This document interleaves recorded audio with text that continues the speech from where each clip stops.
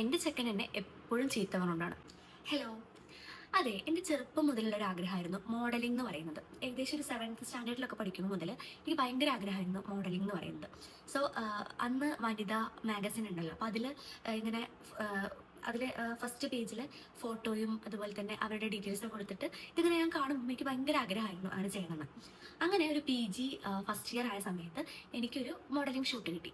ആ ഷൂട്ട് കഴിഞ്ഞതിന് ശേഷം എനിക്ക് പിന്നെ ഒരു 3-4 ഷൂട്ട് കിട്ടി കേട്ടോ. അതിൽ അന്നെടുത്ത ഒരു ഷൂട്ടിലുള്ള ഒരു ഫോട്ടോ മലയാള മനോരമ ന്യൂസ് പേപ്പറിൽ വന്നു. അത്ര വലുതൊന്നുമല്ല, ചെറിയൊരു ഫോട്ടോ വന്നു. അതിലെൻ്റെ പേരും അതുപോലെ തന്നെ എൻ്റെ സ്ഥലം അങ്ങനത്തെ കുറച്ച് ഡീറ്റെയിൽസ് ഒക്കെ കൊടുത്തിട്ടുണ്ടായിരുന്നു. അന്ന് ഞാൻ ഭയങ്കര ഹാപ്പിയായി. പക്ഷേ ഇത് കണ്ടതിന് ശേഷം ചില ആൾക്ക് ഭയങ്കര ടെൻഷനായി.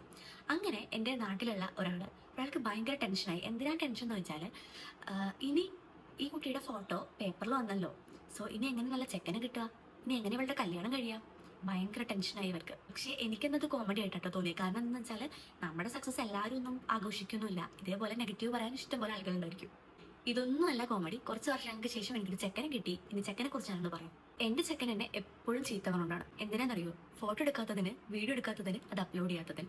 കാരണം ഞാൻ ഫസ്റ്റ് മീറ്റ് ചെയ്യുമ്പോൾ തന്നെ ഡിസ്കസ് ചെയ്തിട്ടുള്ള കാര്യമാണ് എൻ്റെ ഇൻട്രസ്റ്റും എൻ്റെ പാഷൻസും ഒക്കെ. ആളതിന് നല്ല സപ്പോർട്ടീവാണ്. ഇനി അങ്ങനെ ഞാൻ മടി കാണിക്കുമ്പോൾ എനിക്ക് നല്ല മോട്ടിവേഷൻ തരാറുണ്ട്. അതുപോലെ തന്നെ എനിക്ക് നല്ല ചീത്തയും കിട്ടാറുണ്ട്. ഇനി വേറൊരു കാര്യം, ഞാനിപ്പോൾ ഈ സംസാരിക്കുന്ന ഈ ഒരു മൈക്ക്, ഇതിന്റെ പിന്നിലുള്ള ട്രൈപോഡ്, റിംഗ് ലൈറ്റ് ആൻഡ് ഇത് ഷൂട്ട് ചെയ്യുന്ന ഫോൺ, അതും ആള് തന്നത് തന്നെയാണ്. അപ്പൊ പറഞ്ഞു വന്ന ഇതൊന്നും അല്ല, നമ്മുടെ ഇൻട്രസ്റ്റ് അല്ലെങ്കിൽ പാഷൻ ഒക്കെ ചെയ്യുന്ന സമയത്ത് ഇതുപോലെ നെഗറ്റീവ് കമന്റ്സും അതുപോലെ തന്നെ നെഗറ്റീവ് റിയാക്ഷൻസ് ഒക്കെ പറയാൻ ഒരുപാട് അധികം ആളുകൾ ഉണ്ടായിരിക്കും. പക്ഷെ അതൊക്കെ അവഗണിച്ച് നമ്മുടെ ഇൻട്രസ്റ്റും നമ്മുടെ പാഷനും ഫോളോ ചെയ്യുക. അത്ര എനിക്ക് പറയാനുള്ളൂ.